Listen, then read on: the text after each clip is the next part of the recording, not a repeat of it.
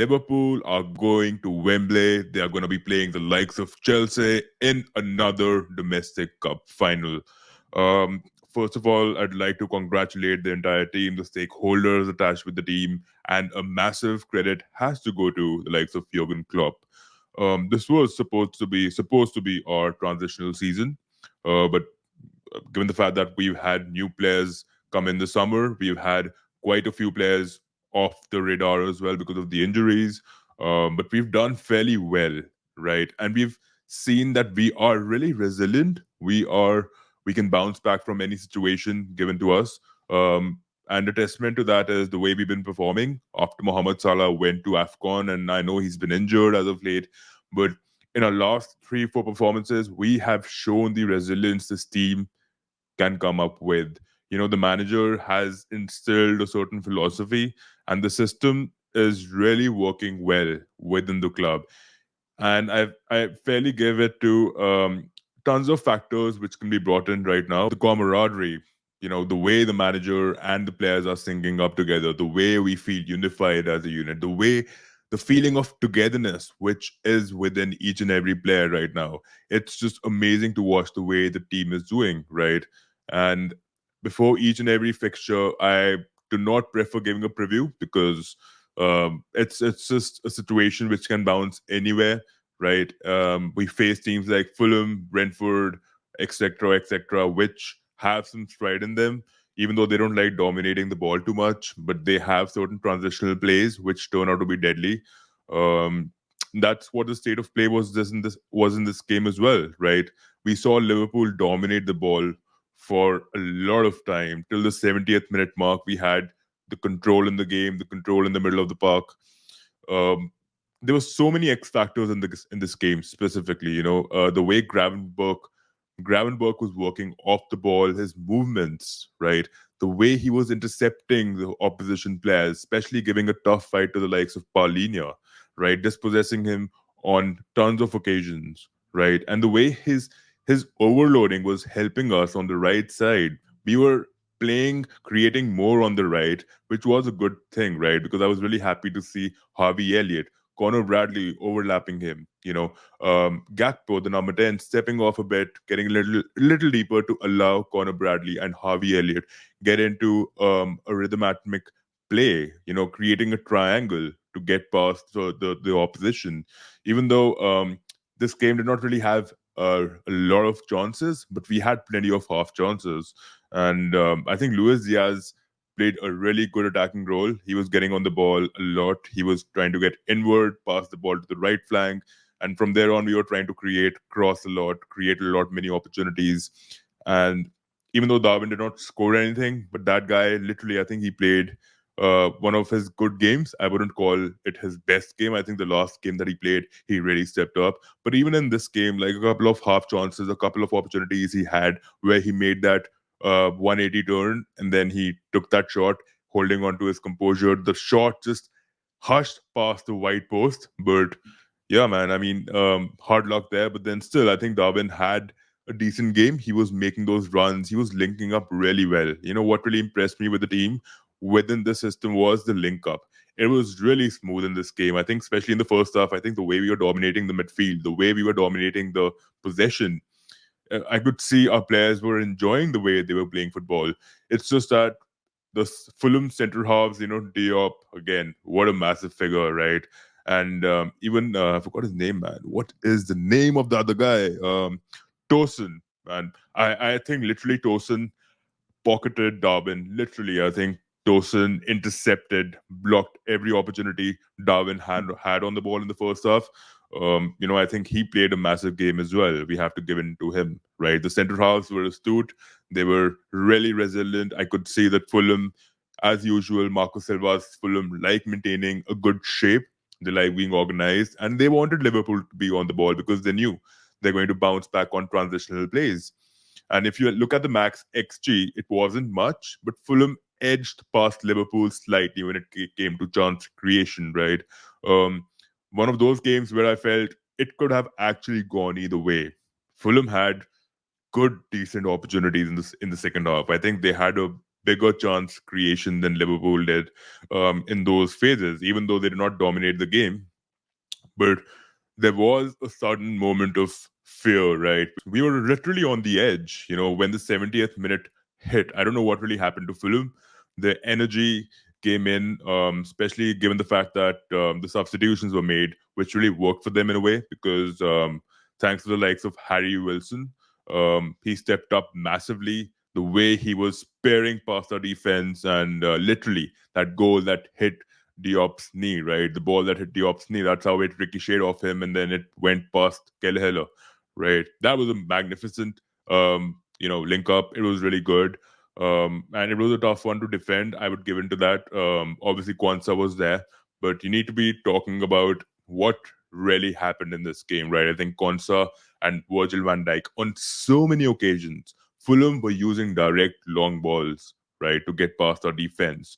But these towering defenders stood up on each and every occasion. In totality, they had 14 clearances, right? 14 times in the totality of the entire per 90, they cleared the balls. That's a massive number, right? And then you had a Connor Bradley who really defended that flank really well. I think he largely kept Willian really silent, which is why he used to go inwards, and then you could see a Kearney and a Paulinia a little deeper trying to link up something, trying to create that those one-on twos and trying to ensure that they're getting past the defense. But I think even our midfielders, even Gakpo, even Gravenberg, they were rushing back, they were stepping up, and they were protecting our goal line. And that's what I saw. We worked really well as a unit, and I'm really proud of the way the lads played out here. Right, we've had a very congested phase of fixtures, and it's not just us; it's the other big six as well. But given the fact that we are in the Carabao, we have the Champions League, we've got the Premier League, we've got the FA Cup now. We are playing against Norwich, right? So it's just going to be a really tough phase, and I don't want any one of us to be disappointed if even if we draw or lose a game, because the way we've actually bounced back this season, it's been massive, right? And without a Mohamed Salah, who we actually thought we'd be dependent on, frankly talking, I wouldn't really I'm not really, I know we don't really have any flashy goal scorer without a Salah or without a Jota, but still the way the link up was happening amongst Gakpo, Jota, Diaz, Nunez, I think in the last couple of games, I've been quite happy, especially in the last game, right? um but yeah, I think they just need to hold on to a bit more of that composure and just believing in themselves, knowing that they can actually exhaust the opposition and they can actually stretch them out. They can actually do a lot in that 18-yard box, and they can, right? We've seen that. We've seen Darwin has that tendency of getting into those pockets. His pace is enough for oppositions to get to be scared of him, right? Um, and what I saw from Liverpool really was Harvey Elliott was making sure our runners were getting those runs, and with those accurate balls, he was delivering those passes in behind the defense to fetch our runners, and it was working in a certain way. But then, like I mentioned, Diop and Tosin, they played really well. I think all the four centre halves in the game had a really good game. And yeah, man, I think that goal that we struck in the first 12 minutes, right, in the first on the 12th minute mark by Diaz. That was squeezed in between the center halves, and it did ricochet off Tosin. It touched Bird Leno's right hand, and it went in, right? But that was a beautiful goal, and we scored it in the 12th minute. And that this is the first time that Liverpool have scored a goal in the first half since 26th of December. Right, that's been quite some time. It's almost been a month, but yeah, man, I think I'm really happy with the way we played. We controlled a majority of the game, and the way we put them to bed towards the end, they were really getting onto the ball, and we had to bring our system back. I think the substitutes that really were made, they did not really help Liverpool, and I agree.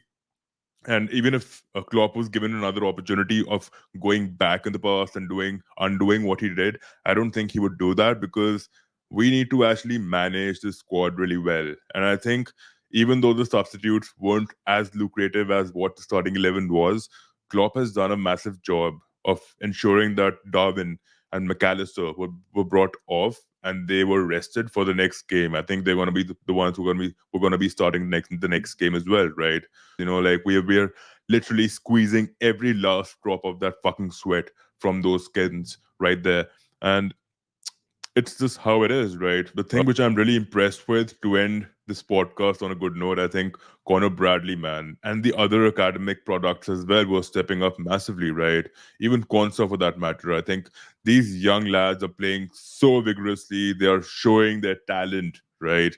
And I'm glad it is actually coming out on such a heavy competition, right? On such a congested stage, given the fact that we are incurring so many different fixtures, and it's just been a haphazard situation for the club. With the AFCON coming in, with so many other cup competitions coming in, I think we're doing really well. So we as a fan base should be supporting the club with all we have. And yeah, that's just about it. And let's just prep up well for our FA Cup fixture. I hope Klopp doesn't really overutilize our players again. Again, I think our gaffer has done a massive job. He's the best man manager this season. He knows what he's doing. Let's just leave all these decisions to him. But I'm just expecting the same magic that was shown in the first half today, even against the likes of Norwich. Obviously, I'm expecting them to go on a low block.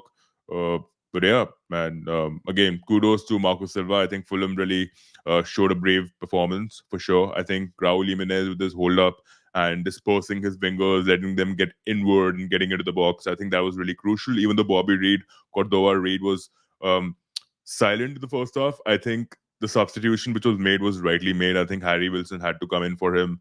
Andres Pereira, we didn't really get to see him a lot from him in this game, but the resilience which the unit really come up with, especially thanks to the likes of Paulinia, Tom Kearney, I think these two, the double pivot is really crucial for them, which is how they were actually getting those counter pressing regimes on. I think both the sides, I don't really know statistically who was better in counter pressing, but what I saw, man, I think in transitions, obviously Liverpool created more transitions, but the counter pressing of both teams was mostly equitable. It was somewhere around the same time.